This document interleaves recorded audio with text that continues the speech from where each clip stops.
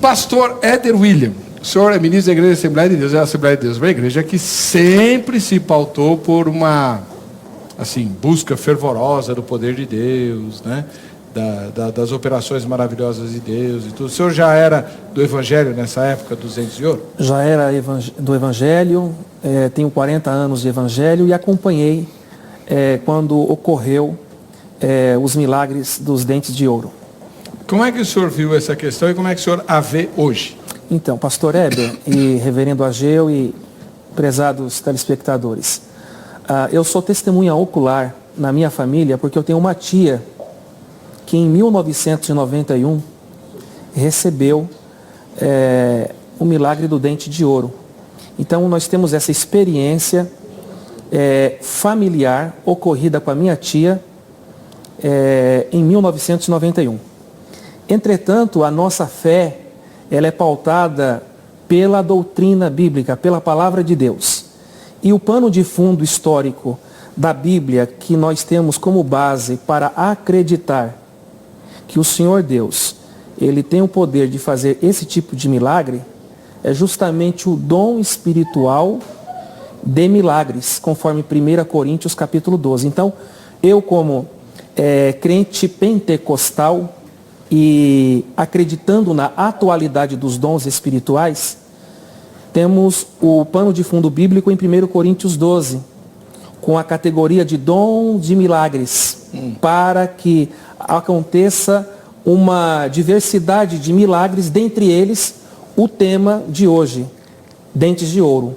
Então nós acreditamos que esse milagre aconteceu, pois eu sou testemunha ocular do que ocorreu com a minha tia em 1991, e o mesmo Deus que operou no passado é o mesmo que opera no presente para efetuar os milagres, em especial o tema de hoje, dentes de ouro. Muito bem. Na sua igreja aconteceu também? Bem, na minha igreja ocorreu também. Tá. Com o senhor não? Comigo não. O senhor queria? Na época eu não tinha essa necessidade de dente de ouro, a minha arcada dentária perfeita, mas claro que Deus nos agraciando com esse presente, tudo que é vindo de Deus é bem-vindo. Muito bem. Vamos olhar agora o outro lado, lado da igreja histórica, Igreja Presbiteriana do Brasil, uma das denominações mais antigas a se estabelecer aqui no nosso país. Reverendo Ageu Cirilo Magalhães Júnior, o senhor já era pastor na época dos Dentes de Ouro? Não, eu estava entrando no seminário, mas eu era de uma igreja presbiteriana que tinha uma influência pentecostal muito forte. Então, na igreja que eu era membro, aconteceram alguns casos de dente de ouro. Não diga. Onde foi isso? Santo André, Jardim Santo Alberto. Aconteceram vários casos lá. E eu acompanhei bem de perto alguns. E um deles foi muito curioso, porque a pessoa, na dúvida se era de Deus, porque houve uma discussão grande, né, entre os membros da igreja, a pessoa, na dúvida se aquilo era de Deus ou não, orou pedindo que, se não fosse de Deus, que saísse da boca. E 5 minutos depois da oração, a pessoa cuspiu o dente. Cuspiu a obturação, na verdade, né? Porque talvez, para o pessoal que não acompanhou a história na época, não era o dente que se transformava em ouro, mas eram obturações que ficavam douradas. E eu acompanhei de perto, né? A pessoa orou, algumas pessoas oraram, pedindo que, se não fosse de Deus, que alguma coisa acontecesse, e a pessoa cuspiu a obturação. Então, E ainda teve que correr para o dentista? Sim, foi no dentista. Porque aí ficou com o dente cariado. E o dentista estranhou como aquela obturação tinha saído. Não era para ter saído, porque era muito, muito firme, né? E a obturação não era dourada? Estava dourada, quando o dentista pôs, não era dourada.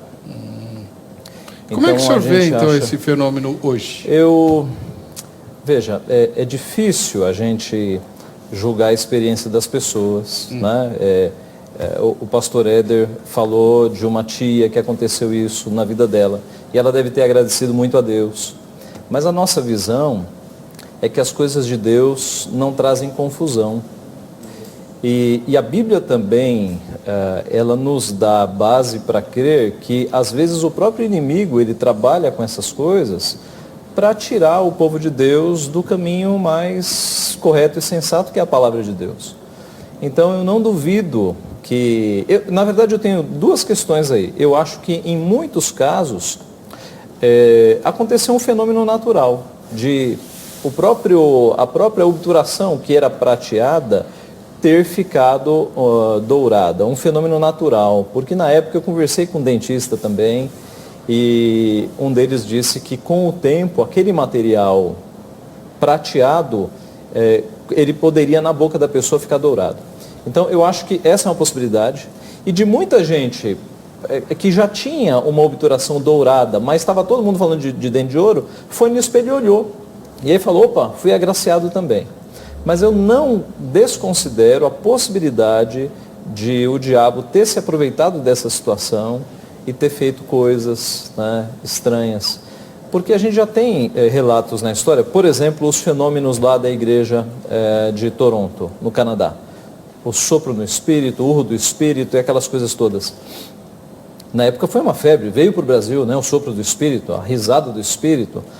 E há pouco tempo atrás, eu acho que deve ter uns 5 anos, um dos pastores daquela igreja veio a público desmentindo tudo aquilo, dizendo que aquilo ali foi manipulação, que não havia Espírito Santo agindo naquilo tudo.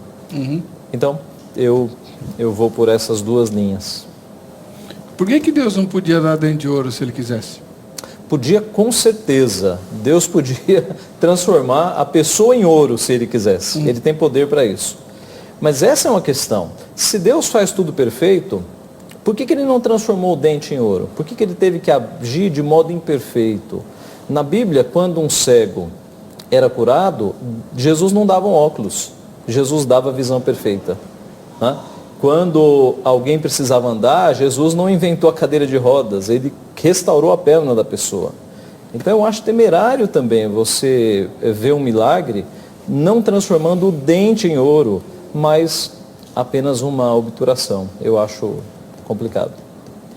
E no seminário, o que o povo falava lá? Porque os presbiterianos são assim, bem, né? Eu estava no primeiro ano de seminário, foi em 91 também que eu acompanhei experiências assim. Como a maioria dos crentes, todo mundo olhava com certa suspeita, né? Porque foi um fenômeno que veio, passou e depois não se repetiu. Então, o pessoal olhava com certa desconfiança. Lá, só de Santo André que teve, né? Por causa da influência pentecostal, como o senhor falou. Em outros lugares não houve? Não, em outras igrejas presbiterianas aconteceu também. Aconteceu em muitas igrejas presbiterianas. A igreja presbiteriana, na década de 80 e até o comecinho de 90, foi muito afetada por movimentos pentecostais. Nada contra os nossos irmãos pentecostais, né? Mas seria errado eu entrar agora numa igreja pentecostal e tentar fazer uma revolução lá, né? Seria errado.